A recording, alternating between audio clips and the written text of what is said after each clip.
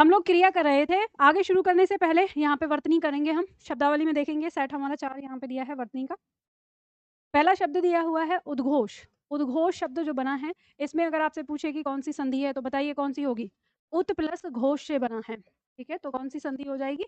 व्यंजन संधि। आगे शब्द है हमारा उपर्युक्त। उपर्युक्त शब्द है, इसे हम लिखेंगे, देखो व्यंजन संधि है तो आगे आपको पता है ना कि ता का मेल होने पे किस में बदल जाता है? द में, तो हम आसानी से लिख लेंगे। फिर शब्द है हमारा उपर्युक्त। ध्यान रखिएगा, एक शब्द आता है उपरोक्त, ऐसे लिख के आता है।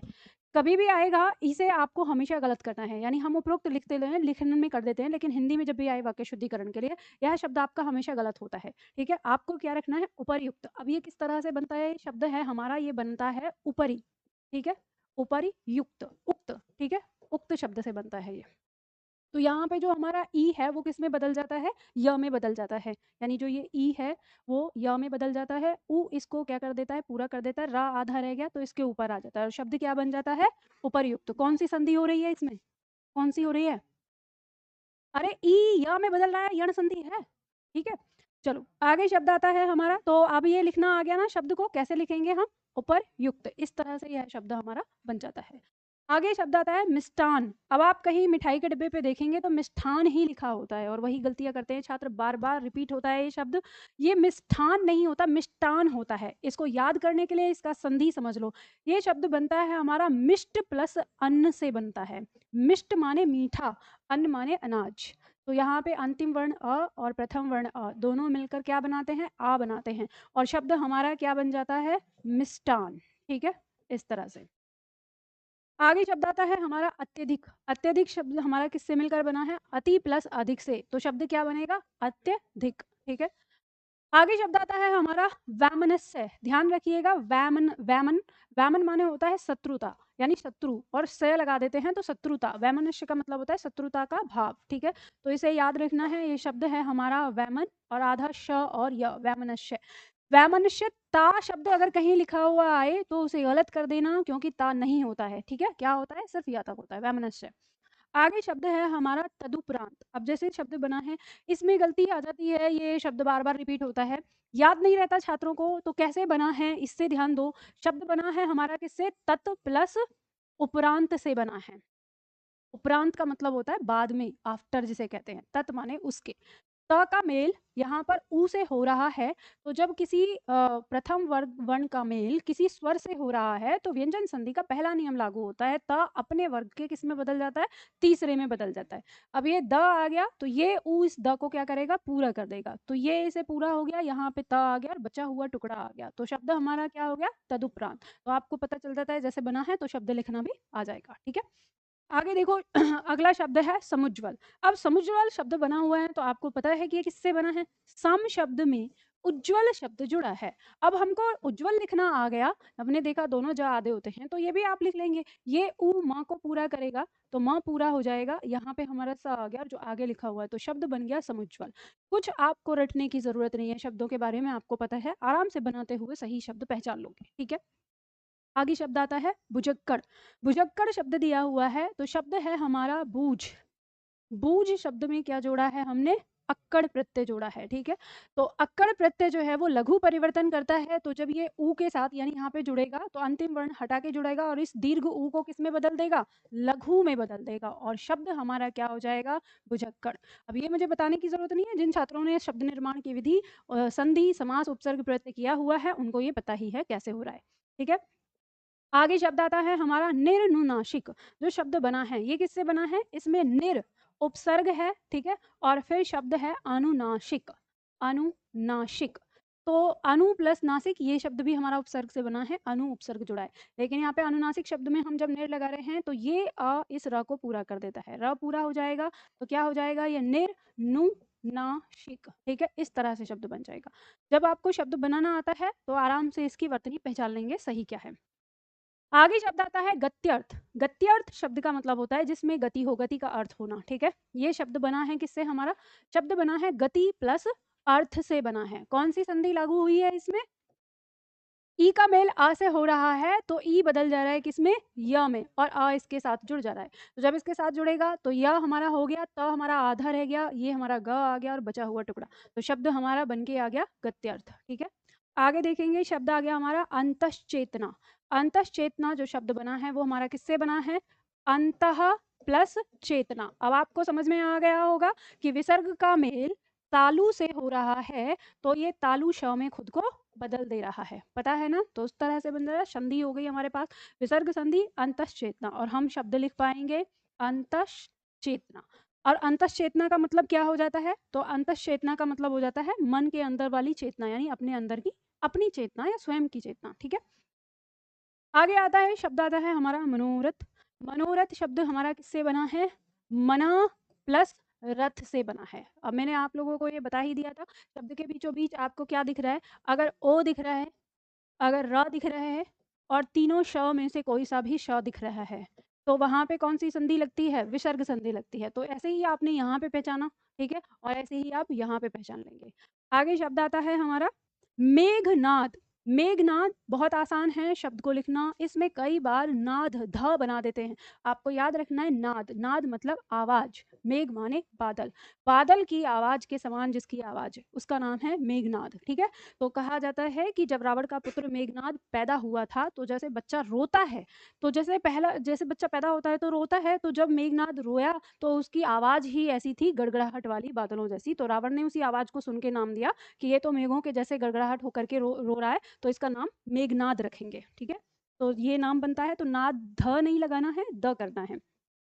आगे शब्द है सांकृत्यायन। जो सांकृत्यायन शब्द है ये टाइटल है एक, ठीक है। हम इस टाइटल को अक्सर सांस्कृत्यायन कर देते हैं, इसमें आधा स और जोड़ देते हैं। तो आपको ये याद रखना है कि कहीं पे भी ये शब्द आएगा तो इसे सांकृत्यायन इस तरह से, तो टुकड़ों में याद रखना, सांग अनुस्वार लेते हुए, कृत्या और यन, ठीक है, इस तरह से आप इसको जोड़ना है। तो ये आता है, राहुल सांकृत्यायन का नाम होता है, उनके नाम की वर्तनी के साथ आता है ये, ठीक है। तो इस शब्द को हम याद रखेंगे। तो ये हो गया हमारा सांग और फिर कृत्य आयन, ठीक है। तो इस तरह से सांकृत्यायन शब्द याद रहेगा। आगे शब्द आता है जाज्वल्यमान। अब इस शब्द को भी ऐसे ही टुकड़ों में याद रखना है, जाज्वल्यमान, 3 टुकड़ों में करके करोगे तो याद हो जाएगा अच्छी तरह से। हम लिखेंगे जाज, आधा ज रहेगा, फिर वल्य आधा ल य, और फिर मान। तो जाज्वल्यमान शब्द हमारा आ गया। कितना भी लंबा क्यों ना हो शब्द, बहुत आसानी से आप याद कर लेंगे। आगे शब्द आता है हमारा वेशभूषा।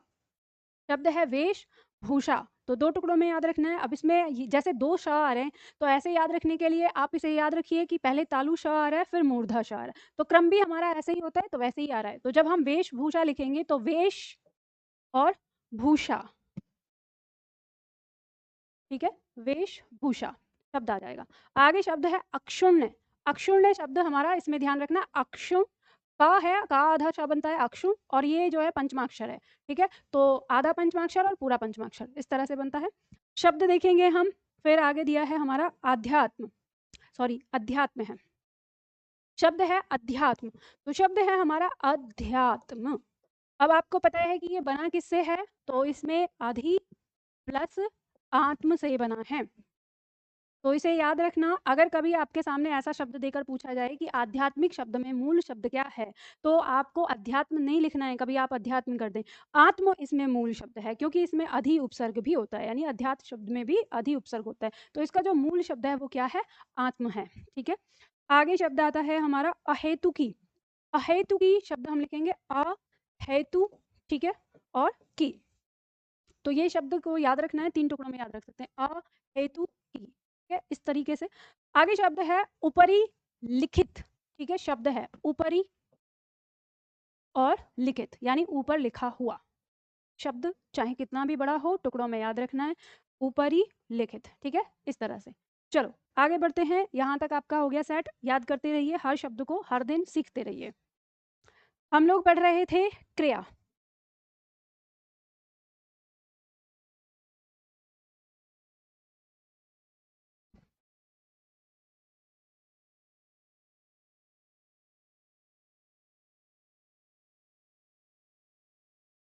कल हमने प्रेरणार्थक क्रिया तक पढ़ लिया था, अब इसके आगे बढ़ना है हमें, ठीक है। तो तीसरा प्रकार हमारा आ जाता है क्रिया के अन्य भेद। तो क्रिया के अन्य भेद में हम देखते हैं, सबसे पहला नाम दिया हुआ है हमारा पूर्व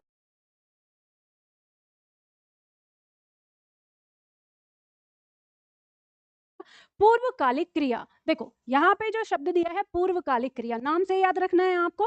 कालिक का मतलब क्या होता है? कालिक यानी काल, समय से बना हुआ, काल से बना हुआ शब्द यानी समय। पूर्व माने पहले, तो क्रिया, अब जो समय में क्रिया पहले हुई होगी वो क्या कहलाएगी? पूर्वकालिक क्रिया। तो अब कैसे आप किसी वाक्य के अंदर पहचानते हैं पूर्वकालिक क्रिया को? तो कहता है कि जब किसी वाक्य में कर्ता एक क्रिया को समाप्त करके दूसरी क्रिया करता है तब पहली क्रिया को पूर्वकालिक क्रिया कहते हैं। मेरे साथ कौन बच्चा पढ़ रहा था मेरे बोलने के साथ?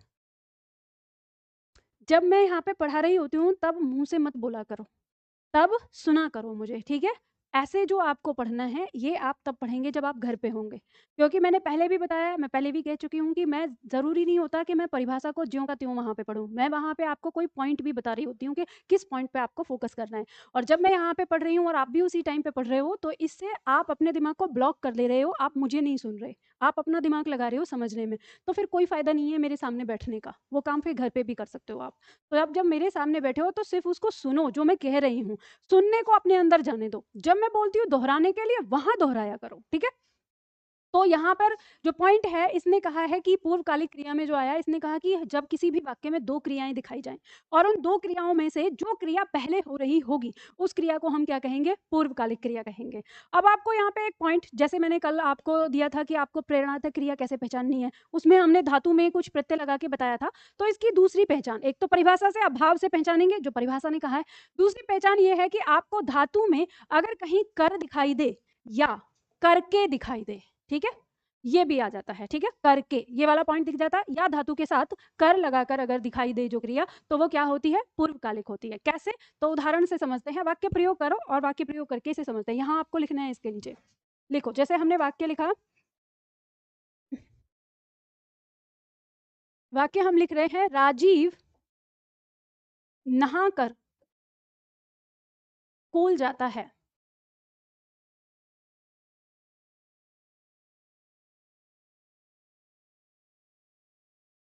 राजीव नहाकर स्कूल जाता है।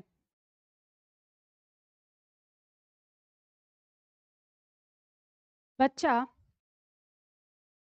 खाना खाकर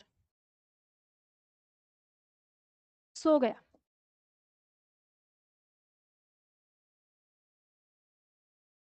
ये क्रियाएं बहुत सरल हैं।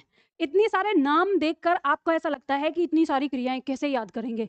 आपको भाव पकड़ना है, क्रिया का नाम आपके पास है, क्रिया के नाम से आप उसकी परिभाषा को पकड़ लेंगे और आपको आराम से पता चल जाता है। कह रहा है पूर्वकालिक क्रिया, जैसे ही कहा पूर्वकालिक क्रिया यानी पहले होने वाली क्रिया। अब हमारे सामने वाक्य आ गया, तो राजीव नहाकर स्कूल जाता है। इस वाक्य में कितने काम हो रहे हैं?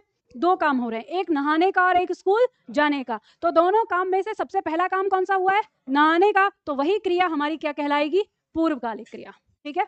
बच्चा खाना खाकर सो गया, इसमें कितने काम हुए हैं? दो। कौन सा? सोने का और खाने का, ठीक है। तो हमारी इसमें जो पहला काम हुआ है वो खाना खाने का हुआ है कि सोने का? खाना खाने का। तो खाकर जो है यहाँ पे हमारा क्या हो जाएगा? पूर्वकालिक क्रिया हो जाएगी, ठीक है। अब जैसे देखो, एक शब्द है आपका ये खाना। अब आपने देखा होगा हम ऐसे लिखते हैं ना, खाना खाना, समझ रहे हैं? इस शब्द के दो अर्थ आ रहे हैं, एक बार तो ये क्रिया के रूप में आ रहा है और एक बार ये कर्म के रूप में आ रहा है। तो हम समझ रहे हैं कि यहाँ पर जो खाना है इसका मतलब है खाकर, और ये जो खाना है इसका मतलब है भोजन, ठीक है। तो अर्थ समझ में आता है ना? तो अगर कभी आए तो ये जो यहाँ पे खाना है इसका मतलब क्या है? भोजन है ना? तो ये क्रिया नहीं है, तो क्रिया कौन सी है? खा कर, ठीक है। तो इस धातु में हमने कर जोड़ा है, तो इसीलिए हम यहाँ पर पहचान कर पाते कि जो हमारी पूर्वकालिक क्रिया है उसमें हमको कर देखने को मिलेगा। तो ये कर लगा हुआ है, इससे हमें पता चल जाएगा कि यही हमारी क्या है? पूर्वकालिक क्रिया है। तो आपकी परीक्षा में एक प्रश्न ऐसे आएगा सीधा, कि वाक्य दिया होगा या चार वाक्य दिए होंगे और प्रश्न करेगा कि किस वाक्य में पूर्वकालिक क्रिया है, तो आप उसकी पहचान कैसे करेंगे? कर ही देखेंगे, वाक्य के अंदर वाक्य का भाव देखेंगे इस तरह से। या फिर दूसरा तरीका आपका ऐसा आता है कि चार प्रकार की क्रियाएं लिखी होंगी, जैसे मान लो एक में लिखा खाना, एक में लिखा खाकर, एक में खाएगा या खाऊंगा, इस तरह का लिखा होगा, या लिखवाना, ठीक है, प्रेरणार्थक क्रिया भी आ गई इस तरह से। तो ऐसे देख के फिर कहेगा कि इसमें से पूर्वकालिक क्रिया निकालनी है आपको। तो पूर्वकालिक क्रिया कैसे निकालेंगे आप? आपको पता है कि कर प्रत्यय लगा हुआ है, उसे देख लेते हैं, ठीक है। अब जो ये मैंने एक शब्द और दिया आपको, करके, तो ये जो करके है ना, ये कैसे बना है? हमारा एक क्रिया होती है करना, ठीक है, तो करना क्रिया हमारी होती है। अब इस करना क्रिया की धातु क्या है? कर। अगर हम इस कर के साथ कर जोड़ें तो ये क्या हो जाता है? कर कर, ठीक है। अब जब कर हो जाता है, जैसे खाकर, नहाकर, ठीक है, जाकर, ऐसे ही कर हो जाता है। तो ये कर ना बोल के हम इस कर को किस में बदलते थे, के में, और हम इसे करके कह देते। तो अगर कभी खाकर, जाकर इनके बजाय करके लिखा होगा तो वो भी हमारी क्या हो जाएगी, पूर्वकालिक क्रिया। ठीक है, तो इस पॉइंट को समझ लेना जब ये आएगा। अब इसमें आगे बढ़ते हैं हम। अगला पॉइंट आता है हमारा तात्कालिक क्रिया। अब ये जो तात्कालिक क्रिया है ये भी पूर्वकालिक क्रिया ही है एक तरह से, लेकिन बस दोनों में अंतर क्या है कि पूर्वकालिक क्रिया को बताया नहीं जाता कि कितने समय पहले काम हुआ है, लेकिन तात्कालिक क्रिया में ये बताया होता है कि ये अभी के अभी, मतलब दोनों क्रियाओं में, पहली क्रिया और दूसरी क्रिया में ज्यादा कोई अंतर नहीं है, बहुत थोड़ा सा अंतर है। तो दोनों एक तरह से पूर्वकालिक क्रिया ही है, लेकिन हम वाक्य के भाव से समझ जाते हैं। कैसे हम इसको समझेंगे, तो इसको हम समझेंगे कि तात्कालिक। ये तात्कालिक का मतलब क्या है, ये किससे बना है, ये बना है तत्काल। तत्काल शब्द में हमने क्या जोड़ दिया है, एक प्रत्यय जोड़ दिया है, ठीक है, उससे बना है। तत्काल का मतलब होता है अभी, ठीक है, इसका अर्थ क्या होता है, अभी। तो अभी मतलब जो काम अभी, अभी का मतलब यहाँ पे ये हो गया कि एक क्रिया और एक दूसरी क्रिया, इन दोनों क्रियाओं के बीच में ना यहाँ ज्यादा कोई समय नहीं है, एक क्रिया होने के साथ ही दूसरी क्रिया हुई है, तो यानी अभी हुई है, तुरंत ही हुई है। तो ऐसी जो क्रिया हमारी दर्शाती है तो वो हमारी तात्कालिक क्रिया कहलाती है। तो परिभाषा क्या कह रही है, यह क्रिया भी मुख्य क्रिया से पहले समाप्त हो जाती है।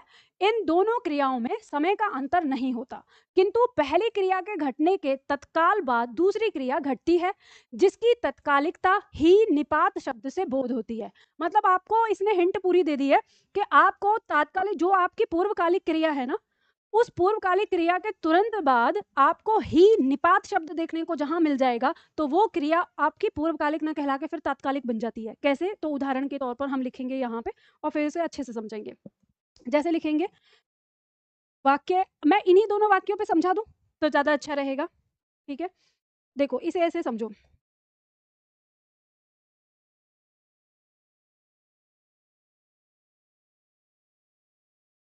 देखो यहाँ पे हमने वाक्य लिया कि राजीव नहाकर स्कूल जाता है। तो अब नहाने और स्कूल जाने में कितना समय हो सकता है, 1 घंटा हो सकता है, 2 घंटा हो सकता है ना, ये आपको पता चल रहा है। ऐसे ही बच्चा खाना खाकर सो गया। अब इन दोनों का समय के बीच में, दोनों क्रियाओं के बीच में कितना समय लिया, इसका कोई अंदाजा नहीं है, जल्दी भी हो सकता है, देर में भी हो सकता है। लेकिन जो हमारी तात्कालिक क्रिया है वो कह रही है कि तुरंत होगा। तो ये कैसे होगा, अगर हम इसको नहाकर यानी पूर्वकालिक को हटाकर इसे हम तात्कालिक बनाएं तो कैसे बनाएंगे, कि राजीव नहाते ही स्कूल चला गया या स्कूल जाता है, ठीक है। तो हम इसको इस तरह से बदलेंगे कि राजीव नहाते ही स्कूल जाता है। तो इससे हमको क्या समझ में आया, तो आपको यहाँ पे वाक्य लिखना है, राजीव नहाते ही स्कूल जाता है। तो यहाँ पे आपको पता चल रहा है, खुद ही पता चल रहा है कि यह काम जो हो रहा है एकदम से तुरंत हो रहा है उसके बाद, ठीक है। दूसरा वाक्य, बच्चा खाना खाते ही सो गया, खाना खाते ही सो गया। तो दोनों वाक्यों में आपको अंतर समझ में आ गया ना, कि क्या अंतर होगा पूर्वकालिक और तात्कालिक क्रिया के अंदर, ठीक है। तो ये हमारी तात्कालिक हो गई। अब यहाँ पर ध्यान देना, यूपी की परीक्षाओं में पूर्वकालिक क्रिया पूछी जाती है।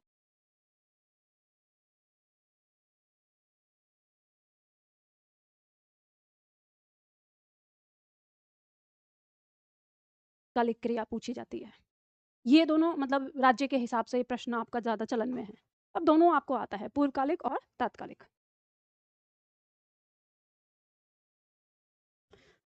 इसमें कुछ ऐसा है पवन जो लग रहा हो कि कंफ्यूजन करेगा, समझ में आ रहा है ना। चलो आगे बढ़ते हैं।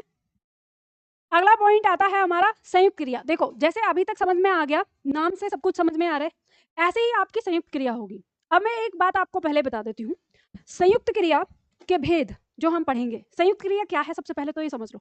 अच्छा एक पॉइंट ये रहता है, मॉक टेस्ट बनाने वाले ना उनको इतना समझ में नहीं आता कि संयुक्त क्रिया का मतलब क्या है। तो सबसे पहले हम जानेंगे संयुक्त क्रिया कहते किसको है। तो कह रहा है कि जो क्रिया दो या दो से अधिक धातुओं के योग से बनकर नया अर्थ देती है उसे हम संयुक्त क्रिया या यौगिक क्रिया कहते हैं।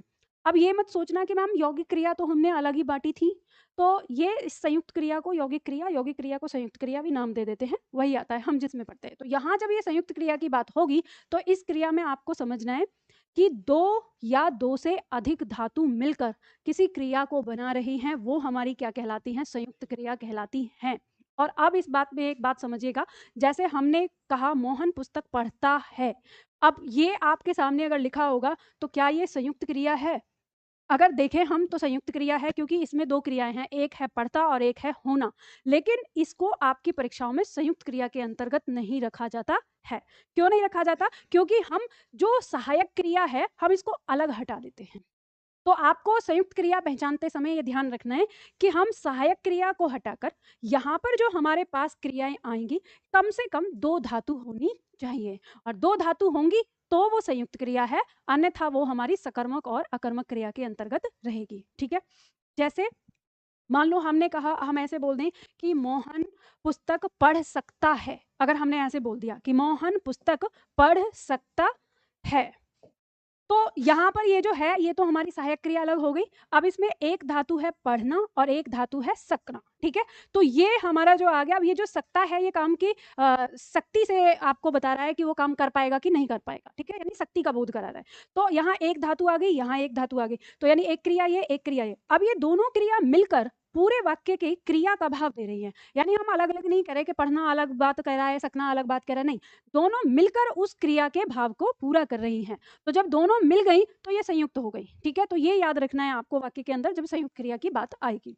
अब जब हम इन संयुक्त क्रिया की बात करते हैं कि कितने प्रकार की होती है, तो निम्न प्रकार की होती है। 11 प्रकार आपको यहाँ पे देखने को मिलते हैं। अब ये आपको 11 प्रकार की क्रियाओं को अलग अलग पढ़ना पड़ेगा, और सबके नाम हैं, सबके नाम से ये अलग अलग चलती हैं। तो मैं सबको ये बता दूं कि ये जो हम यहाँ 11 पढ़ने वाले हैं, तो आपकी परीक्षाओं के अनुसार यहाँ पे बदल जाता है। जैसे हम बात करेंगे अध्यापक वाली परीक्षा की, हम बात करेंगे DSSB की, दिल्ली की परीक्षाओं की। ठीक है, और हम बात करेंगे अगर इसमें अध्यापक वाली आ जाती है, और MP की परीक्षा। हालांकि अब MP में तो पूछा ही नहीं जाता है, क्या करें, मतलब 70 नंबर का पहले आता था, अब उसमें 10 नंबर का आ रहा है। तो मे भी अगर उन्होंने क्रिया से उठाया तो वो उठा सकते हैं अगर अपने प्रीवियस क्वेश्चन पेपर से। तो मध्य प्रदेश की परीक्षाओं में, दिल्ली की परीक्षाओं में और अध्यापक वाली परीक्षाओं में इसके भेद पूछे जाते हैं बहुत ज़्यादा। ठीक है, मैंने इन्हें UP SSS की परीक्षाओं में भी देखा है, लेकिन अभी जो हमारी UP SI और UP कांस्टेबल की परीक्षा है उसमें इनके भेद ना पूछकर वो ये पूछता है कि संयुक्त क्रिया है या नहीं है। तो जितने भी अब यहाँ पे 11 पॉइंट आएंगे, 11 पॉइंट में आने वाले जितने भी उदाहरण होंगे वो सबके सब किसके होंगे? संयुक्त क्रिया के होंगे। तो ये क्लियर हो जाइएगा आप कि जितने भी उदाहरण हम यहाँ पे पढ़ने वाले हैं सबके सब संयुक्त क्रिया के हैं। अगर वो पूछेगा कि संयुक्त क्रिया, तो आपको कोई सा भी उदाहरण जो है जैसे ही देखेंगे कि दो क्रियाएं हैं, दो धातु हैं साथ में, तो वो संयुक्त क्रिया का हो गया। अगर उसने भेद पूछा तो भेद भी आप पहचान सकते हैं प्रश्न में मिलने वाले विकल्प के नाम के आधार पर, क्योंकि नाम से ही आपको जानना होगा। ठीक है, तो चलो एक एक करके यहाँ पे समझने की कोशिश करते हैं कि कौन सी क्रिया हमारी कैसी होती है। सबसे पहले दिया है हमारा निश्चय बोधक क्रिया। याद रखना, अब निश्चय बोधक संयुक्त क्रिया की हम बात कर रहे हैं। निश्चय बोधक क्या मतलब हुआ इसका? अगर हम नाम से देखें तो क्रिया का निश्चित रूप से होना, ठीक है, या क्रिया का निश्चित रूप से नहीं होना। इसमें नकारात्मक सकारात्मक दोनों तरह के वाक्य हो सकते हैं। तो ध्यान दीजिए, कह रहा है कि ऐसी संयुक्त क्रिया जहां कार्य के निश्चित रूप से होने का बोध हो, वहां निश्चय बोधक संयुक्त क्रिया होती है। उदाहरण लिख लीजिए, वाक्य प्रयोग करेंगे। जैसे हमने वाक्य लिखा कि वह लड़का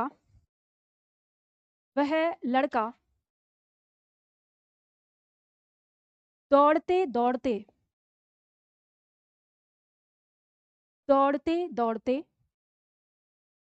गिर पड़ा।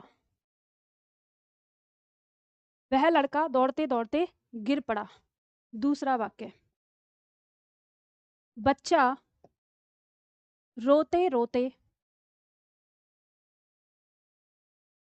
सो गया।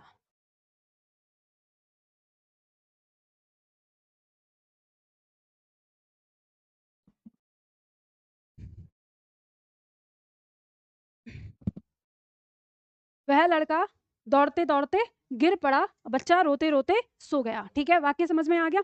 अब देखो इसके अंदर जो क्रिया आई है उस पर ध्यान दीजिए थोड़ा सा। क्रिया यहाँ पे दी है, एक क्रिया हमारी दौड़ते, इसको रिपीट मोड पे रखा है। ठीक है, एक ही मान लेंगे इसको।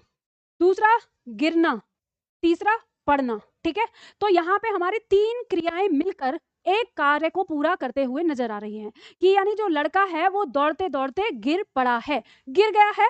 ऐसा तो नहीं है कि बीच में अटका रह गया, ऐसा तो कुछ नहीं बताया। मतलब ये क्या है, काम हो गया है। इसमें कोई ऐसी संभावना नहीं आ रही कि काम हुआ है या नहीं हुआ है, हमारे अंदर संदेह है। ठीक है, तो यहाँ पे क्या हुआ है कि काम जो है पूरी तरह से हो गया है, निश्चित रूप से हो गया है। तो हम देख रहे हैं इसमें दो भाव। ठीक है, पहला भाव हमने देखा कि क्रिया कितनी है, तो क्रिया दो से ज्यादा है।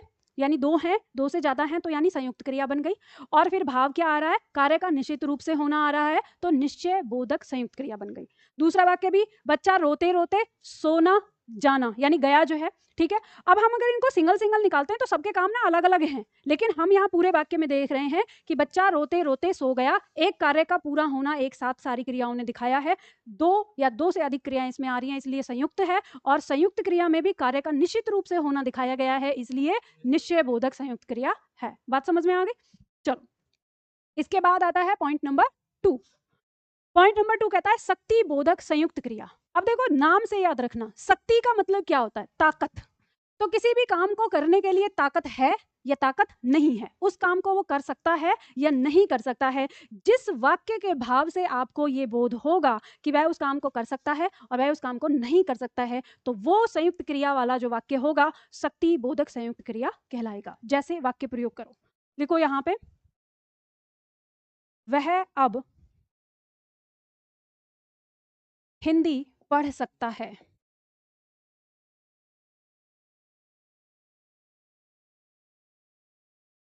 वह अब हिंदी पढ़ सकता है, ठीक है। दूसरा वाक्य,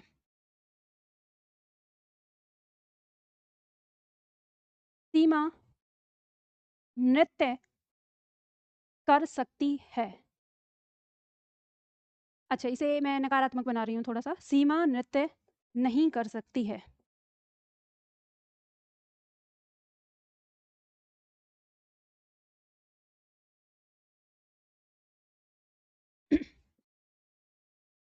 हमने वाक्य लिखा, वह अब हिंदी पढ़ सकता है, सीमा नृत्य नहीं कर सकती है। मैंने नकारात्मक वाक्य इसलिए लिया ताकि आपको ये बात समझ में आ जाए, क्योंकि कई बार हम ऐसे सोचते हैं कि जैसे मैंने कहा कि शक्ति का बोध होता है, कि यानी जैसे क्रिया ने कहा है कि ऐसी संयुक्त क्रिया जहां काम करने की शक्ति हो, ठीक है। अब काम करने की शक्ति हो से तो छात्र क्या समझते हैं कि जैसे पहला वाक्य दिया है कि वह अब हिंदी पढ़ सकता है, तो उसके अंदर हिंदी पढ़ने की क्या हो गई, शक्ति हो गई। लेकिन दूसरा वाक्य कह रहा है कि सीमा नृत्य नहीं कर सकता, तो मतलब उसके पास नृत्य करने की शक्ति नहीं है, तो ऐसे में कि ये शक्ति बोधक नहीं है। तो ध्यान रखिएगा कि ऐसा नहीं है, इसका मतलब ये है कि काम करने की शक्ति होना और काम करने की शक्ति नहीं होना, तो यानी जो बोध हो रहा है वो शक्ति पर निर्भर कर रहा है। तो यहाँ आपको एक पहचान मैं देती हूँ, किसी भी धातु के बाद आपको सकना शब्द अगर दिखाई दे वाक्य के अंदर, तो वो कौन सा हो जाएगा, शक्ति बोधक हो जाएगा। हम जानते हैं दो क्रियाएं हो गई, एक पढ़ना और एक सकना, यहाँ पे दोनों मिलकर एक भाव पूरा कर रहे हैं। अब सकना शब्द आया, इस कारण से ये क्या है, शक्ति बोधक है। यहाँ पे हम जानते हैं एक धातु हमारी ये हो गई, फिर सकना यहाँ पे आ गया, दोनों क्रियाएं मिलकर एक क्रिया बना रही हैं हमारी संयुक्त बोधक, और सकना की वजह से ये क्या हो गया, संयुक्त शक्ति बोधक, ठीक है। तो इस तरह से आप इसकी पहचान कर लेंगे। बात समझ में आ गई? चलिए आगे बढ़े। अगला पॉइंट आता है पॉइंट नंबर 3। पॉइंट नंबर 3 कहता है समाप्ति बोधक संयुक्त क्रिया। कह रहा है कि ऐसी संयुक्त क्रिया जहां कार्य समाप्त होने का बोध हो, समाप्ति बोधक संयुक्त क्रिया कहते हैं। इसमें वाक्य प्रयोग करेंगे, लिखिए। जैसे वाक्य हमने लिखा, वह खाना खा चुका है, वह खाना खा चुका है, वह खाना खा चुका है, ठीक है। दूसरा वाक्य, बच्चे स्कूल जा चुके हैं,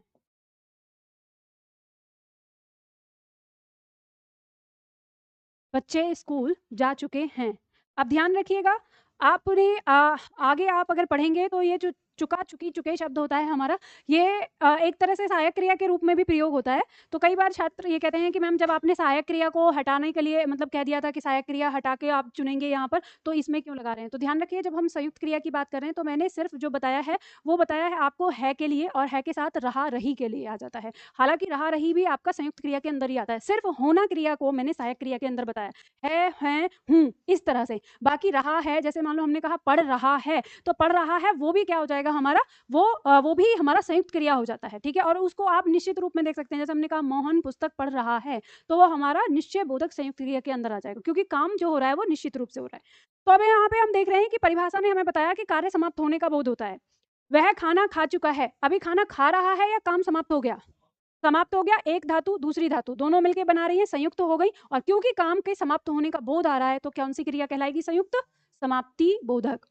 बच्चे स्कूल जा चुके हैं, एक धातु दूसरी धातु दोनों मिलकर एक संयुक्त क्रिया बना रही हैं। काम क्या हो चुका है जाने का, समाप्त हो गया है, तो ये हमारी क्या कहलाएगी, समाप्ति बोधक संयुक्त क्रिया कहलाएगी। ठीक है, बात समझ में आ गई? किसी के मन में कोई डाउट, कोई संशय?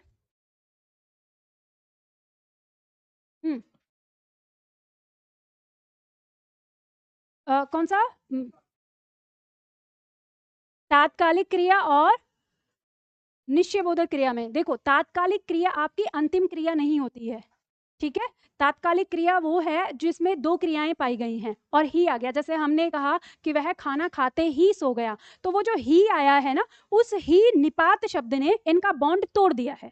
ठीक है, आप इस बात को यहाँ पर ध्यान रखिएगा कि जो हम संयुक्त क्रिया बना रहे हैं, ये संयुक्त क्रिया एक ही काम को पूरा होने का संकेत करेगा, लेकिन वहां पर कार्य दो अलग अलग हो रहे हैं। ठीक है, तो दो अलग अलग हो रहे हैं तो वो संयुक्त क्रिया में नहीं आएगा। अब वहीं पे हम एक कदम ऊपर जाएं, पूर्वकालिक में, वहां तो चलो हमारे साथ क्या आ गया, ही शब्द आ गया। हमने कहा कि बच्चा खाना खाकर सो गया, तो वहां पे तो क्रिया एक साथ आ रही है ना, लेकिन हमको ये पता चल रहा है कि वो क्रिया तीनों साथ आने के बाद भी दो क्रिया होने का बोध करा रहे हैं। लेकिन इन वाक्यों में आप देखेंगे तो इनमें एक ही क्रिया का बोध हो रहा है। तो हमने संयुक्त क्रिया की परिभाषा में क्या पढ़ा, अब आप संयुक्त क्रिया की परिभाषा को देखो।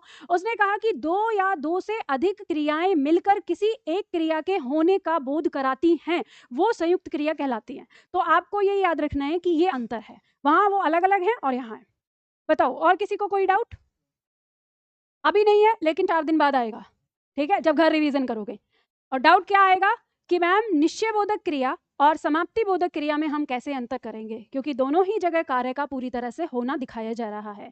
तो समाप्ति बोधक में भी कार्य हो रहा है पूरी तरह से और निश्चय बोधक में भी कार्य हो रहा है। बच्चा दौड़ते दौड़ते गिर गया है, ठीक है, तो जब वो गिर गया है तो वहां पे वो भी कार्य जो निश्चित रूप से हो गया, और यहाँ पे कहा कि वह खाना खा चुका है, तो यह भी कार्य निश्चित रूप से हो ही गया है, समाप्त हो गया है। तो इनमें अंतर कैसे करेंगे कि समाप्ति बोधक है या निश्चय बोधक है? ठीक है, तो ध्यान रखिएगा, दोनों का अंतर करेंगे आप चुका चुकी चुके शब्द से। जिस वाक्य के अंत में चुका चुकी चुके लगा होगा आप उसको क्या लिखेंगे, समाप्ति बोधक, और जिस वाक्य में चुका चुकी चुके नहीं होगा उसे किस में रखेंगे, निश्चय बोधक में। ठीक है, कोई दिक्कत नहीं है इसमें, दोनों में अंतर है।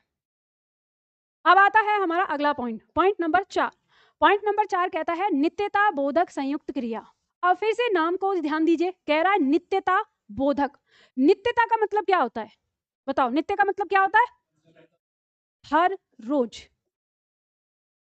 ठीक है, नित्यता का मतलब क्या होता है, हर रोज, या हम ये कहें कि एक समय अंतराल बाद वापस से फिर से होना। ठीक है, जब आप किसी काम को, अगर मैं कहूं कि आप नित्य अभ्यास किया करिए, तो इसके दो मतलब हो सकते हैं, या तो आप हर रोज अभ्यास करिए, या आप हर दूसरे दिन अभ्यास करेंगे, या आप हर सप्ताह अभ्यास करेंगे, या 1 महीने के बाद हर बार अभ्यास करेंगे। तो नित्य का मतलब है एक समय अंतराल पर आवृत्ति होना उस चीज की। तो इसी से समझना है आगे आपको वाक्य को।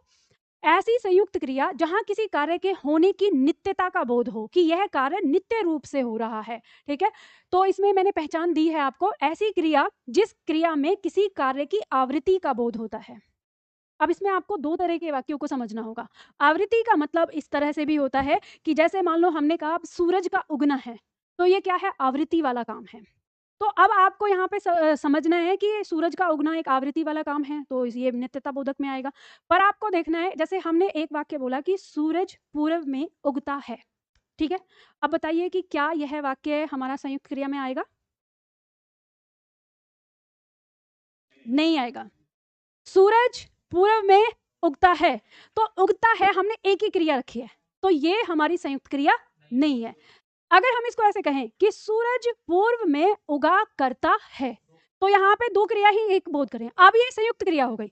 अब जब ऐसी स्थिति में संयुक्त क्रिया हो गई तो हम कहेंगे कि अब इसको किस में रखें, हम नित्यता बोधक में रखें कि निश्चय बोधक में रखें, क्योंकि कार्य तो निश्चित रूप से हो रहा है, पर क्योंकि सूरज जो है ये काम हर रोज कर रहा है, आ रहा है जा रहा है, आ रहा है जा रहा है, एक समय अंतराल पर उग रहा है, तो ऐसा ये हमारा किस में आएगा, नित्यता बोधक में। ठीक है, तो पहला पॉइंट हो गया। दूसरा, अगर मान लो मैंने कहा कि आप मुझसे मिलने आया करना, अब ये जो वाक्य बोला है मिलने आया करना, तीन क्रियाएं होकर एक ही काम का बोध करा रही हैं, तो संयुक्त क्रिया हो गई।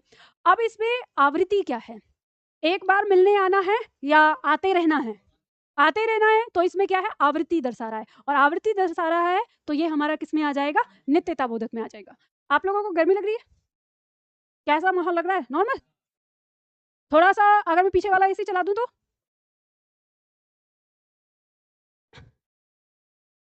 क्योंकि मुझे थोड़ा यहाँ पे गर्मी लग रही है। फैन की बात नहीं है, अब मौसम के हिसाब से चीज़ें बदलती है ना, अभी एक एसी चला रखा है इसलिए, तो अब मेरे पास तो ये हीट चल रही है ना, आप लोगों की तरफ उधर है तो थोड़ा-सा आ जाएगा एटमॉस्फेयर में ना, दूसरा एसी भी चलेगा तो। चलो, तो पॉइंट समझ में आ गया आप लोगों को? तो यहाँ पे हम उदाहरण लिखेंगे और उदाहरण लिख के इसको समझने की कोशिश करेंगे। लिखिए इसमें पहला वाक्य हम लिखते हैं यहाँ पर। सूरज पूर्व में उगा करता है।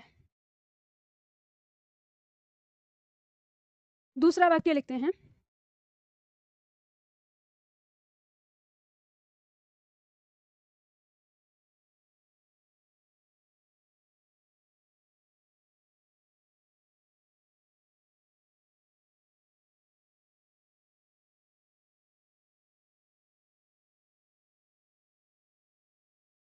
दूसरा वाक्य, मैं बचपन में पेड़ पर चढ़ा करता था। एक वाक्य मैंने बता ही दिया आपको कि तुम मुझसे मिलने आया करना, इस तरह का भाव हो गया। दूसरा वाक्य लिख लो। आपको समझना है भाव से, ठीक है, हर चीज़। पहला पॉइंट तो हमें ये पहचान करनी है कि क्रिया हमारी कौन सी है, संयुक्त है कि नहीं है।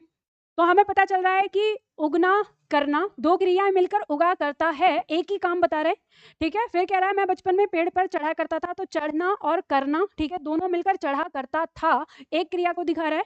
अब आप ये कहेंगे कि मैम ये तो बचपन की बात थी, इसमें आवृत्ति कैसे है? तो बताइए कि इस वाक्य को पढ़ने के बाद आपको ऐसा महसूस हो रहा है कि एक ही बार चढ़ा था या बस हर रोज का काम था? हर रोज का काम था। तो वो बचपन का जो समय था, उस समय अंतराल में यह कार्य नित्य रूप से हुआ करता था। तो ये हमारा संयुक्त क्रिया का कौन सा वाक्य हो जाएगा? नित्यता बोधक संयुक्त क्रिया, ठीक है। वाक्य को समझने में कोई दिक्कत होगी? ये बहुत सरल है, अगर आपने भाव से अच्छे से इसे समझ लिया तो हर पॉइंट आपको समझ में आ जाएगा। अब परीक्षा में प्रश्न कैसे आएंगे? परीक्षा में ऐसे ही प्रश्न आएगा, कोई एक वाक्य आपको दिया होगा और जितने भी आप पढ़ रहे हो सब में से किसी एक का नाम दिया होगा और आपको पहचान करनी ही है। तो पहचान हम एक बार फिर से देखेंगे सारा पढ़ने के बाद कि हम कर पाते हैं कि नहीं कर पाते। चलिए अगले पॉइंट पर चलते हैं। ये तो हमारा पॉइंट हो गया, आगे बढ़ते हैं। पॉइंट नंबर 5, आवश्यकता बोधक संयुक्त क्रिया। फिर से नाम को याद रखना, आवश्यकता बोधक मतलब हमें जिस क्रिया में जरूरत का एहसास होगा, और जरूरत का एहसास होने के लिए हम किस क्रिया का प्रयोग करते हैं? अक्सर चाहिए शब्द का प्रयोग करते हैं कि मुझे ये चीज चाहिए, तो जरूरत को दर्शाता है। तो आपको क्रिया में चाहिए शब्द देखने को मिलेगा, लेकिन आपको एक क्रिया के साथ चाहिए चाहिए, समझ गए? मतलब कम से कम एक क्रिया होनी चाहिए, तो तब वो क्रिया और फिर ये चाहिए क्रिया दो मिलकर तभी तो संयुक्त क्रिया बनाएंगी, ठीक है। तो आपको कम से कम जब वाक्य आप करेंगे तो उसमें दो क्रियाएं होनी चाहिए। चलो देखते हैं, जैसे वाक्य प्रयोग करेंगे हम। तो यहाँ पे कह रहा है कि ऐसी संयुक्त क्रिया जिससे किसी कार्य की आवश्यकता का बोध होता हो, उसे हम कहेंगे आवश्यकता बोधक संयुक्त क्रिया, ठीक है। चलो वाक्य प्रयोग करेंगे।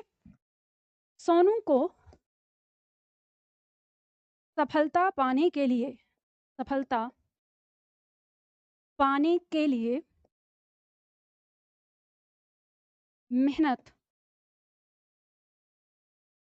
करनी चाहिए।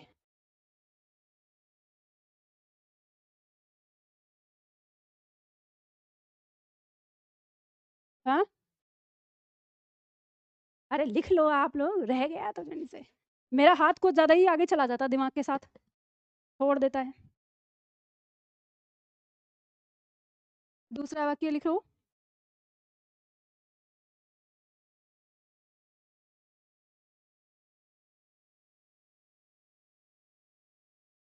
तुम्हें अभ्यास के लिए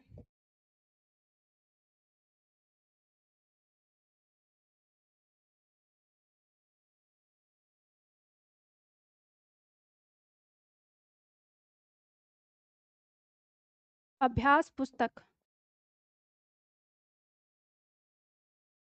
खरीदनी चाहिए।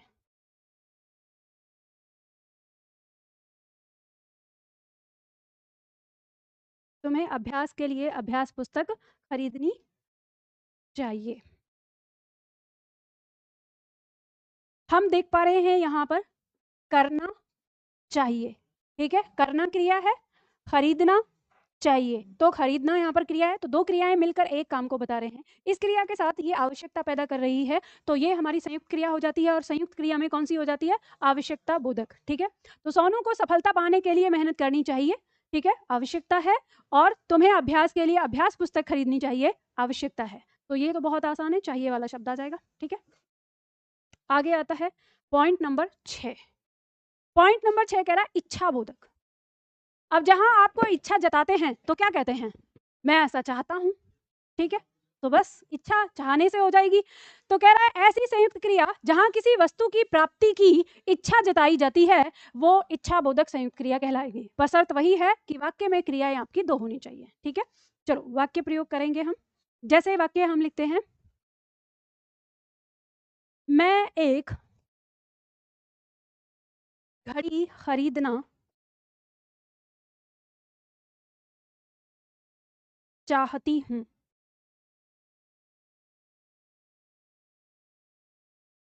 मैं एक घड़ी खरीदना चाहती हूं।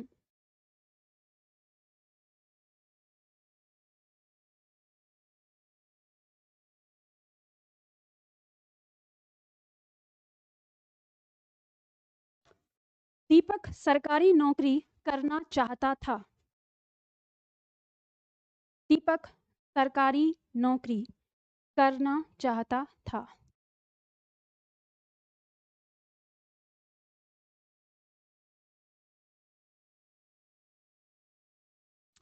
दीपक में कौन सी मात्रा लगाई है तुमने, बड़ी है कि, मैं उनसे पूछ रही हूँ तुमसे, बड़ी लगी है, मुझे थोड़ा छोटी दिख रही थी।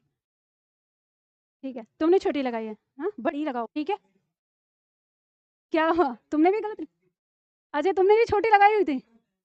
कितने लोगों ने दीपक पे छोटी लगाई थी, 2 लोगों ने। पवन ने तो बड़ी लगाई है। ठीक है, को बड़ी की मात्रा लगानी है। ठीक है, तो देखो यहाँ पर यह आपके सामने वाक्य दिया है, मैं एक घड़ी खरीदना चाहती हूँ। तो खरीदना, चाहना, दो क्रियाएं हैं, दोनों क्रियाएं मिलकर एक क्रिया का बोध करा रही हैं, तो संयुक्त क्रिया। लेकिन संयुक्त क्रिया में किसका भाव आ रहा है, चाहने का, इच्छा है। ठीक है, तो इच्छा है तो ये इच्छा बोधक संयुक्त क्रिया कहलाएगा। दीपक की इच्छा थी कि वह सरकारी नौकरी करे। ठीक है, तो इच्छा को दिखा रहा है तो वो हमारा इच्छा बोधक आ जाएगा। किसी को दिक्कत, आराम से। मैं घड़ी खरीदना चाहती हूँ, हाँ शुद्ध है। अब एक इसलिए लिखा है कि वह अभी तो फिलहाल एक ही चाहिए। ठीक है, और अगर मैं घड़ी खरीदना चाहती हूँ तो फिर वो मेरा भाव आ जाएगा, कितनी भी हो जाए, 2 खरीदवा दो, 3 खरीदवा दो, जितनी चाहे उतनी खरीदवा दो। ठीक है, तो फिर ये वाला भाव आ जाएगा। अगर एक घड़ी की बात हो रही है तो एक से काम चल जाएगा, लेकिन अगर ऐसे लिखोगे तो फिर वही वाली बात आ जाएगी। क्योंकि जैसे मेरे साथ है, मैं कहती हूँ कोई मुझसे पूछता है तुम्हें क्या गिफ्ट चाहिए, तो मैं कहती हूँ तुम्हें जो देना है दे दो, अगर मुझसे पूछोगे तो घड़ी दे देना, कितनी भी घड़ी दे दो, मुझे मुझे घड़ी पसंद है, मेरे पास कम से कम 12-13 घड़ी है। और मैं यही चीज़ है, मुझे जहाँ घड़ी जो पसंद आती है मैं खरीद लेती हूँ। मेरी ज़िंदगी का सबसे मतलब कहें कि यही एक शौक है। 2 शौक मैंने बचपन से थे मेरे, जो मुझे आपने पूरे करने थे। एक था घड़ी पहनने का, अब मेरे रात के भी पहनने की घड़ी अलग है, तो मेरे फीते वाली जो घड़ी है वो मैं रात को पहनती हूँ। मतलब मुझे घड़ी का इतना ज़्यादा क्रेज़ है। और उसके बाद जो मेरे मैं भूल गई अब क्या कह रही थी, चलो छोड़ो हटो। अच्छा, दूसरा शौक, ये तो घड़ी का था, दूसरा शौक था गॉगल्स का। लेकिन किस्मत ने गॉगल्स मुझे लगाने नहीं दिए, क्योंकि मेरे परमानेंट ये आंखें चढ़ गई। तो अब इनको देखे बिना, मतलब इनको उतारूंगी तो दिखेगा नहीं, तो जो मेरे गॉगल्स हैं अभी 2-3, तो उनमें सब में नंबर ही पड़ा हुआ है। क्या वो अगर लगाती हूँ, अगर लगाने का शौक लगे कहीं पे तो चलो वही लगाएं। अब ये होता है कि अब दिक्कत ये आ जाती है, दिन में जाओ और दिन में आ जाओ, तब तो गॉगल्स लगा के आप देख लोगे, लेकिन पता चले दिन में जा रहे हो रात में आ रहे हो तो फिर और दिक्कत कि इनको कहाँ रखे, फिर कैरी करो साथ में। तो इसलिए गॉगल को तो मैंने साइड में रख दिया कि तुम जाओ, फिर बचा जो एक शौक है घड़ी का, तो वो पूरा ही हो रहा है। ठीक है, चलो आगे देखो, अगला पॉइंट आता है, पॉइंट नंबर 7। अब देखो ध्यान देना, जीवन में मैं अपनी बातें कुछ आप लोगों से इसलिए शेयर करती हूँ कि कुछ याद रखें अपने जीवन में। बचपन में शौक था, अब जैसे कहते हैं ना कि शौक दिया है, अब कई बार बोलते हैं कि पापा पूरे कराएंगे, वे नहीं होता, लड़कियों के लिए बोलता है पापा नहीं कराएंगे तो भाई करा देगा, भाई नहीं कराएगा तो पति करा देगा। मैंने ये सोचा यार क्यों किसी पुरुष के ऊपर बैठे, अपने शौक खुद पालो, खुद शौक पालो और खुद पूरे करो, क्यों ही बेचारे के ऊपर भार दो, और अपने आप को ऐसा बना लो कि उसके भी 2-4 शौक पूरे करा दो, तो अच्छी बात है ना। तो वह मैं अपने आप को ऐसे ही सोचती हूँ कि क्यों, जैसे देखो एक बात मैं बताती हूँ, बहुत सारी लड़कियां ऐसे सोचती हैं, हाँ जब शादी हो जाएगी पति से ये काम करवाएंगे, पूरा हो जाए, वो शौक पूरा हो जाए। मैं सच बताऊँ आज तक मैंने कभी किसी से कोई इच्छा रखी ही नहीं, खास करके पुरुषों से तो बिल्कुल भी नहीं रखी। मैं नहीं, कोई मतलब नहीं बनता, अपनी चीजों को अपने दम पर, अपने शौक अपने दम पर पालो।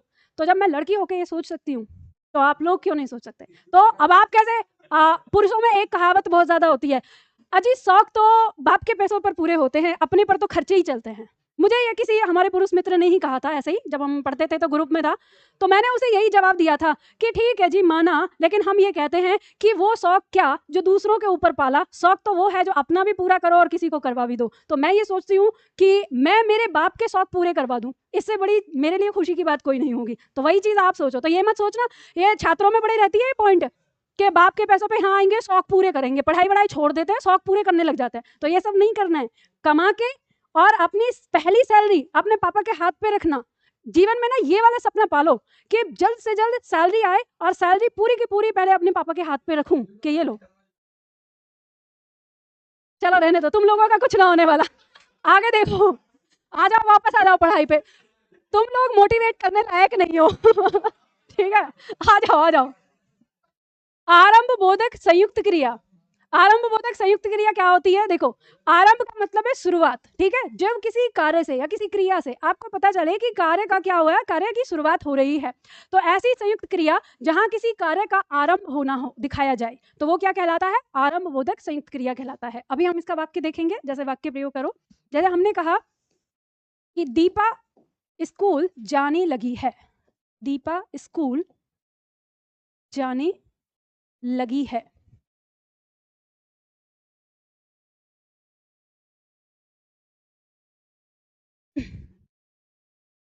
अगला वाक्य लिखो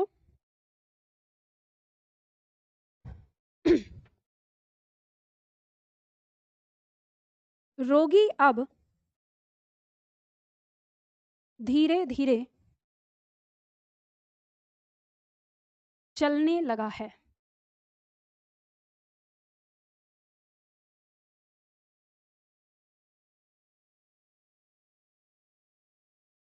दीपा स्कूल जाने लगी है, रोगी अब धीरे धीरे चलने लगा है। ठीक है, क्रिया है जाना लगना, ठीक है, दोनों मिलकर जाने लगी है, ये क्रिया संयुक्त क्रिया बना रहे हैं। लेकिन इस काम में क्या आपको आभास हो रहा है कि काम की शुरुआत हो गई है? ठीक है, दूसरा चलना और लगना, तो चलने लगा है संयुक्त क्रिया मिलकर बनाता है, लेकिन इसमें कार्य की शुरुआत हमें महसूस हो रही है, तो ये हमारी संयुक्त क्रिया कौन सी कहलाएगी? आरंभ बोधक। ठीक है, बात समझ में आ गई? चलो आगे बढ़ते हैं।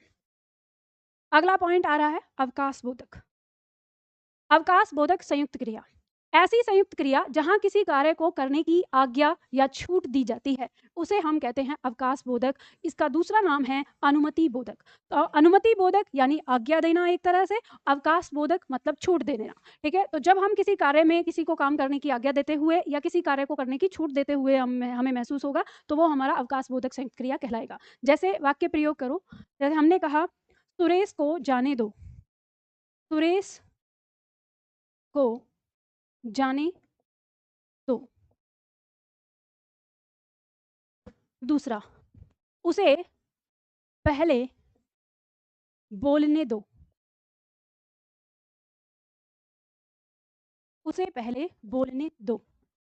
अब यहाँ पर ध्यान देना, ये जो दो क्रिया हमारी दी हुई है, ये क्रिया देना, ठीक है, देना क्रिया है एक, और जाने मतलब जाना से क्रिया है, तो दो क्रिया मिलकर क्या बना रही है? एक क्रिया बना रही हैं। लेकिन हम जब कह रहे हैं कि सुरेश को जाने दो, तो हम क्या कर रहे हैं? एक तो या तो उसको अनुमति दे रहे हैं या हम उसको छूट दे रहे हैं कि उसे जाने की छूट है। ठीक है, तो छूट देना या अनुमति देना या आज्ञा देना ही हमारा यहाँ पर क्या दिखाएगा? अवकाश बोधक संयुक्त क्रिया को दिखाएगा। उसे पहले बोलने दो, हम कह सकते हैं कि बोलने देना यानी इस चीज को क्या दर्शा रहा है? अनुमति या आज्ञा देना दर्शा रहा है। ठीक है, बात समझ में आ गई?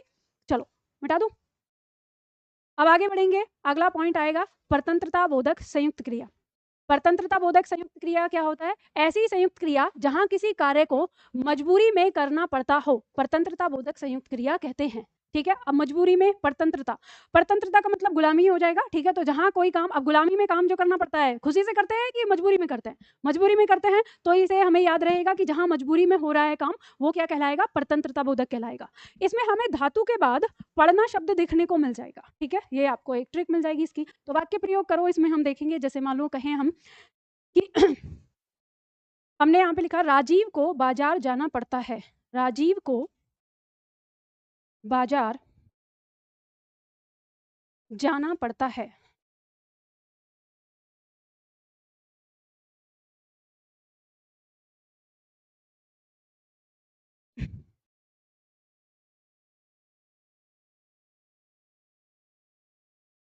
दूसरा वाक्य, मुझे खाना बनाना पड़ता है।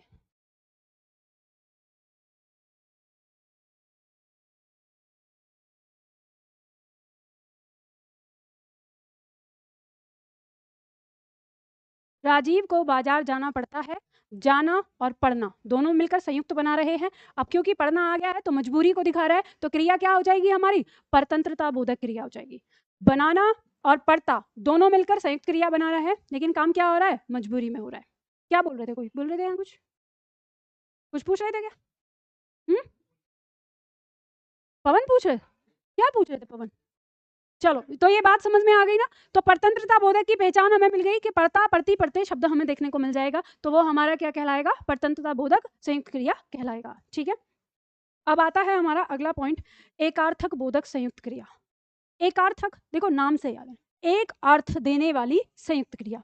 ऐसी संयुक्त क्रिया जहां दो क्रिया मिलकर एक ही अर्थ प्रदान करे, अथवा दो समान ध्वनि वाली क्रिया एक साथ जहां आई हो और वो एक अर्थ प्रकट करती हो, वो हमारी क्या कहलाती है? एकार्थक बोधक या पुनरुक्त संयुक्त क्रिया कहलाती है। जैसे उदाहरण के तौर पर हम इसे देखेंगे, फिर उसके बाद समझेंगे। जैसे वाक्य प्रयोग करेंगे, सविता सविता बात बात पर सविता बात बात पर रोने धोने लगती है।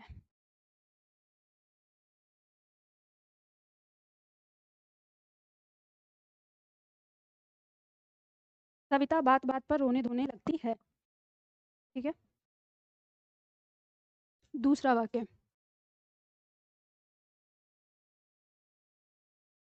यह बच्चा पढ़ने लिखने लगा है।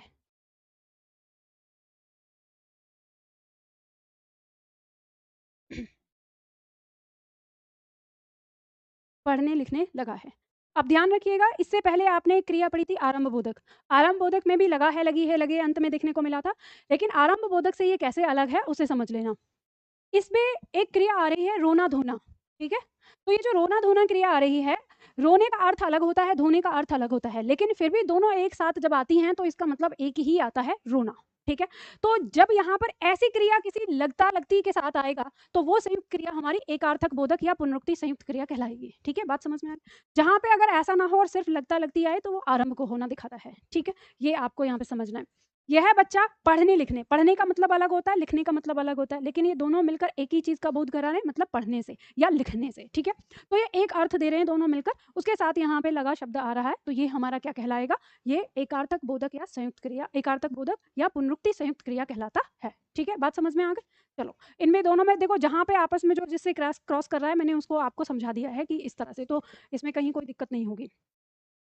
अब आगे आता है हमारा, यहाँ पे अगला आता है पॉइंट नंबर 11। पॉइंट नंबर 11 कहता है अभ्यास बोधक संयुक्त क्रिया।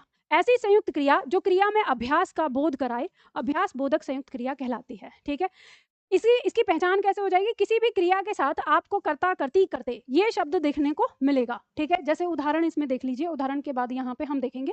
जैसे मान लो आ गया पहला वाक्य, सचिन सुबह में सचिन सुबह में दौड़ा करता है, दौड़ा करता है। ठीक है, दूसरा वाक्य, नवल हर रोज नवल हर रोज कहानी पढ़ा करता है।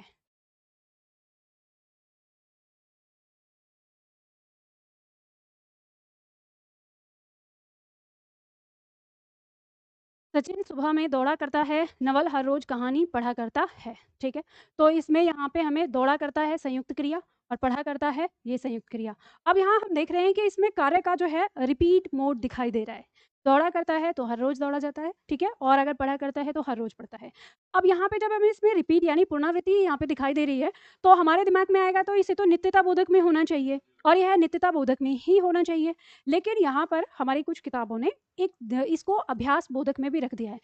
कुछ किताबें जो हैं सिर्फ 10 ही प्रकार की क्रिया बताती हैं, और उसमें वो नित्यता बोधक का ही दूसरा नाम अभ्यास बोधक रखते हैं, लेकिन कुछ किताबों ने इसको अलग करके रख दिया है। तो मैंने यहाँ पे इसको अलग करके रखा है, लेकिन आपको साथ ही साथ समझा दिया है कि इस क्रिया के उदाहरण नित्यता बोधक संयुक्त क्रिया के ही समान हैं। तो आप इसको ये समझिए कि परीक्षा में अभी तक अभ्यास बोधक शब्द कभी आया नहीं है, लेकिन कुछ किताबों ने इसको डाल दिया है, तो आपको भी मैंने यहाँ पे लिख कर दे दिया है। लेकिन इस बात के लिए समझ जाइए, यहाँ पे विकल्प में आपको दोनों में से कोई एक मिलेगा नाम, और जो दोनों में से एक नाम मिले वही आपका उत्तर हो जाएगा। ठीक है, तो नित्यता बोधक को ही अभ्यास बोधक और अभ्यास बोधक को ही नित्यता बोधक के रूप में हम रख देते हैं, तो इसमें आपको टेंशन लेने की जरूरत नहीं है। ठीक है, चलिए, तो ये हमारी जो क्रियाएं हैं, संयुक्त बोधक क्रियाएं हमारी ये 11 प्रकार की हैं, ये हमने यहाँ पे देखी। अब ध्यान दीजिएगा, इनको याद करना आपके लिए आसान है, इसमें कोई ऐसी चीज़ नहीं है कि इसमें कोई आपको ये परेशान करेंगे। सारे शब्दों को एक बार दोहरा सकते हो जो आपकी कॉपी में दिया हुआ है। देखो, सबसे पहले हम लोगों ने जो पढ़ा है वो क्या पढ़ा है? सबसे पहले हमने पढ़ा निश्चय बोधक। निश्चय बोधक की हमने बात करी है कि जहाँ पर भी किसी भी काम का निश्चित रूप से होना पता चले। दूसरे नंबर पर हमने पढ़ा शक्ति बोधक, जहाँ आपको किसी काम में शक्ति का होना या क्रिया के अंत में आपको सकना शब्द मिल जाए, वो शक्ति बोधक हो जाएगा। समाप्ति बोधक की बात करेंगे तो जहाँ कार्य का समाप्त होने का बोध होगा और हमें क्रिया के अंत में चुका चुकी शब्द देखने को मिल जाए। चौथा हमारा था नित्यता बोधक, जिसमें हमें किसी काम के एक समय अंतराल पर आवृत्ति का पता चले, तो वो ही हमारा नित्यता बोधक है और वही हमारा अभ्यास बोधक है। ठीक है, पांचवा पॉइंट हमारा आता है आवश्यकता बोधक, जहां हमें किसी भी क्रिया को आवश्यकता यानी उस क्रिया के होने की आवश्यकता बोध होगी, तो वाक्य के अंत में क्रिया के साथ चाहिए शब्द देखने को मिल जाएगा। अगला आता है इच्छा बोधक, जहां पर इच्छा व्यक्त की जाएगी यानी चाहत व्यक्त की जाएगी, तो वो हमारा इच्छा बोधक कहलाएगा।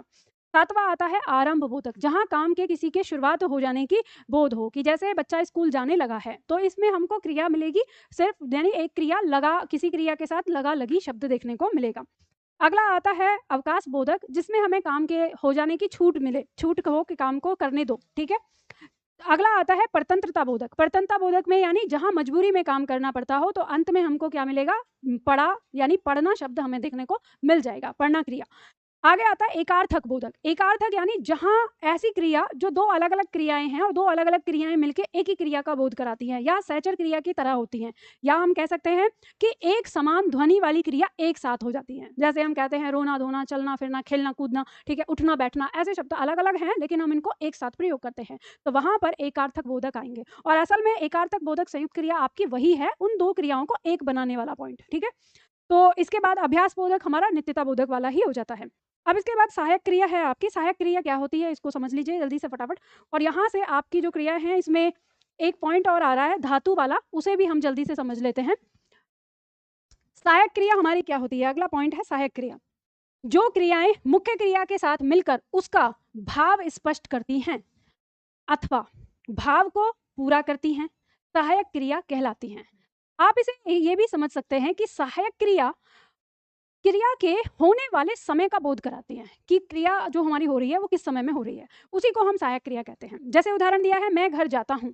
इस वाक्य में जो मुख्य क्रिया है वो क्या है? जाना, और इसमें सहायक क्रिया क्या है? हूँ। ठीक है, अब सहायक क्रिया हमारी क्या होती हैं, कितने प्रकार की होती हैं, तो हम यहाँ पर देखेंगे। नीचे आपको चार्ट दिया हुआ है, अब ये चार्ट आप लोगों को याद करके लाना है। काल के आधार पर सहायक क्रियाएं, काल के आधार पर हमारी सहायक क्रिया। काल हमारे 3 प्रकार के होते हैं, भूतकाल, वर्तमान काल और भविष्य काल।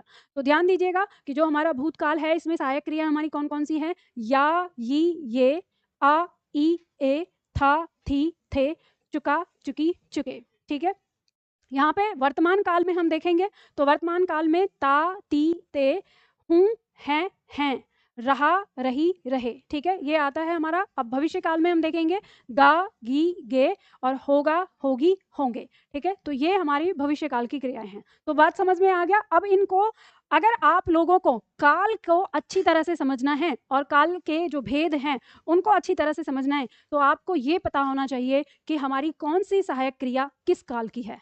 तो ये आपको याद रखना होगा, यानी जो सहायक क्रिया दी है, ये अगर आपको सहायक क्रिया याद है तो काल के नाम, काल के प्रकार, कौन से में क्या आएगा, आपको अपने आप पता चल जाएगा। ठीक है, फिर टेंशन लेने की जरूरत नहीं। लेकिन अगर ये याद नहीं करोगे तो फिर लटकते रहोगे, ये ध्यान रखना। ठीक है, तो ये आपका घर का होमवर्क है, इसको याद करिएगा।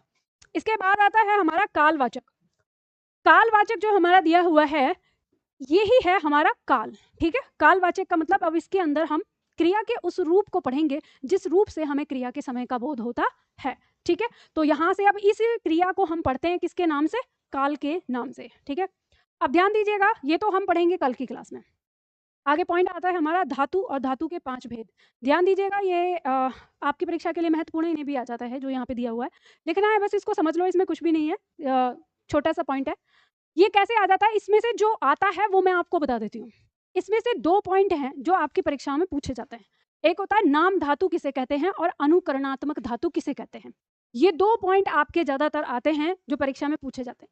अब ऐसे समझ लो कि आपने जितनी भी क्रियाएं पढ़ी हैं उन सबको एक तरफ रख दो और बिल्कुल ये कि क्रिया और क्रिया खत्म।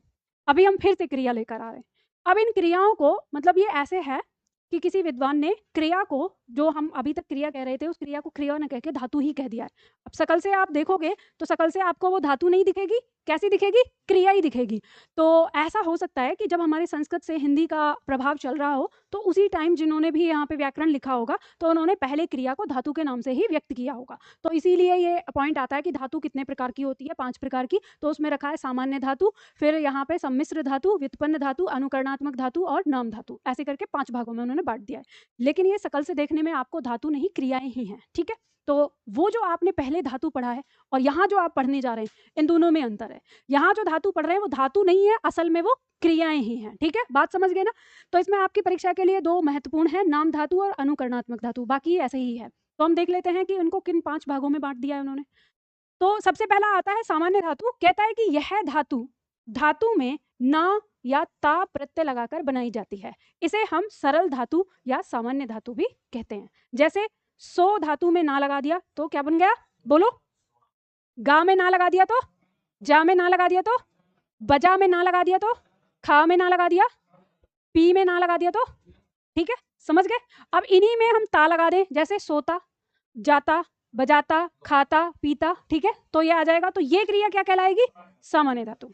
ठीक है, अब पॉइंट नंबर आता है 2।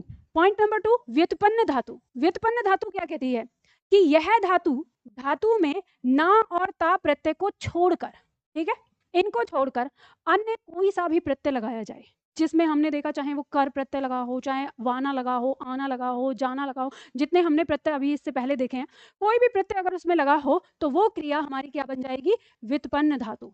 जैसे यहाँ पे दिया है हंसना में वाना लगा दिया तो हंसवाना, दिलाना, दिलवाना, रुलाना, उठाना, उठवाना आदि आदि। ठीक है, तो ये हमारी क्रिया क्या हो जाएंगी? तो ये व्युत्पन्न धातु कहलाएंगे। ठीक है, तीसरा पॉइंट कहता है नाम धातु, जो कि महत्वपूर्ण है। इस पर स्टार डाल दीजिए ताकि आप जब कभी इसे देखें, यहाँ से प्रश्न बहुत ज्यादा आता है। तो नाम धातु, नाम धातु क्या होता है? ये वे धातु होती हैं, यानी वे क्रियाएं होती हैं जो संज्ञा, सर्वनाम और विशेषण शब्दों में प्रत्यय लगाकर बनाई जाती है। कौन कौन सी? जैसे गाली शब्द है तो गाली से क्या बना? गरियाना। गरम से क्या बना? गरमाना। अब देखो, गाली संज्ञा है और गरम विशेषण है। ठीक है, तो विशेषण से बना गरमाना। सर्म भाववाचक संज्ञा है तो इससे बना सरमाना। हाथ संज्ञा है, इससे क्या बना? हथियाना। बात संज्ञा है, इससे क्या बना? बतियाना। लालच संज्ञा है, इससे क्या बना? ललचाना। फिल्म संज्ञा है, इससे क्या बना? फिल्माना। और आप सर्वनाम है, इससे क्या बना? अपनाना। तो यहाँ पे गरियाना, गरमाना, सरमाना, हथियाना या ये शब्द अगर आ जाए तो ये कौन सी धातु है? नाम धातु। अब इनको ऐसे याद रख लेना, नाम हम संज्ञा को कहते हैं। ठीक है, उससे याद रखना कि जो संज्ञा से, मतलब क्रिया से अलग हट गया, जो मैटर क्रिया से अलग हट गया, उससे बनने वाली जो संज्ञा क्रियाएं होंगी वो हमारी क्या कहलाएंगी? नाम धातु कहलाएंगी। ठीक है, तो यही आपके लिए, जो वो आपने जितना भी पढ़ा है ना संयुक्त क्रिया तक, लास्ट में सहायक क्रिया तक, उसके बाद आपको ये एक नाम ऐड कर लेना है कि नाम धातु क्या होता है। ठीक है, उसके बाद नंबर 4 आता है सम्मिश्र धातु। सम्मिश्र धातु क्या है? यह धातु संज्ञा, विशेषण और क्रिया विशेषण शब्दों के बाद करना, खाना, देना, आना, जाना, मारना, होना आदि पद लगाकर बनाई जाती हैं। जैसे हमने करना शब्द लगा दिया तो नाम करना ये अपने आप में एक धातु बन गई। छेद करना, ये हत्या करना, ये एक क्रिया ही में ही आ जाती है। ठीक है, जैसे होना में नाम होना, छेद होना, हत्या होना। जैसे मार खाना, रिश्वत खाना, हवा खाना आदि। अब ये ध्यान दीजिएगा कि इन्हें कुछ लोग मानते हैं कि ये सम्मिश्र धातु है, लेकिन कुछ लोग कहते हैं कि नहीं, ये जब हम इन्हें अलग अलग प्रकट करेंगे तो ये पूरा का पूरा क्रिया में नहीं आता है, उसको अलग भी। जैसे मान लो कि हम कहते हैं कि एक व्यक्ति की हत्या हो गई तो हत्या हो गई, तो हत्या को वो क्रिया न मान के कहते हैं क्या हो गई, हत्या हो गई, तो उसको क्या हो जाता है, कर्म में ले जाते हैं। तो यहाँ पे विवाद रहता है, पर आपको ध्यान देना, अगर परीक्षा में कभी आया तो आपको ये ध्यान रखना है कि इसे सम्मिश्र धातु के अंदर रखते हैं, कि किसी भी जो हमें लगे कि ये संज्ञा विशेषण या क्रिया विशेषण शब्द है और उसके तुरंत बाद हमको इनमें से कोई सा शब्द दिखा हुआ देखता हुआ मिले तो हम उसको कह देंगे। हालांकि ये न के बराबर है, आपकी परीक्षाओं में अभी तक नहीं पूछा जा रहा है, तो टेंशन वाली बात नहीं है। आगे आते हैं नंबर 5। पॉइंट नंबर 5 आता है अनुकरणात्मक धातु। अनुकरणात्मक धातु क्या कहता है कि विभिन्न प्रकार की ध्वनियों के अनुकरण पर बनाई जाने वाली जो क्रियाएं होंगी उन्हें हम क्या कहेंगे, अनुकरणात्मक धातु या अनुकरणात्मक क्रियाएं कहते हैं। जैसे भिन्न भिन्न की आवाज से बना भिन भिनाना, टन टन की आवाज से बना टन टनाना, हिन हिन की आवाज से बना हिन हिनाना, झनझन की आवाज से बना झनझनाना, खटखट की आवाज से बना खटखटाना। तो ये हमारी क्रियाएं बनी है, किससे बनी है, आवाज से बनी है। तो आवाज से जो बनी है वो हमारी अनुकरणात्मक क्रियाएं कहलाती हैं। तो कुल मिला के हमको क्या समझ में आया, हमको ये समझ में आया कि जो हमने सहायक क्रिया पढ़ी उनके बाद हमें 2 क्रियाओं को और ऐड करना है, अनुकरणात्मक क्रिया और नाम धातु। ठीक है, तो हम चाहे उनको अनुकरणात्मक क्रिया कहें या अनुकरणात्मक धातु कहें। तो अनुकरणात्मक यानी अनुकरण, आवाज का अनुकरण करने वाली जो क्रियाएं हैं तो वो अनुकरणात्मक, और जो संज्ञा सर्वनाम और विशेषण से बनने वाली क्रियाएं हैं वो नाम धातु। तो बस इतना ही 2 ऐड करना है। ठीक है, बाकी यहाँ पे आपका क्रिया जो है यहाँ समाप्त हो गया। अब नेक्स्ट क्लास जो हमारी होगी वो काल की होगी। ठीक है, चलिए तो आज के लिए इतना ही।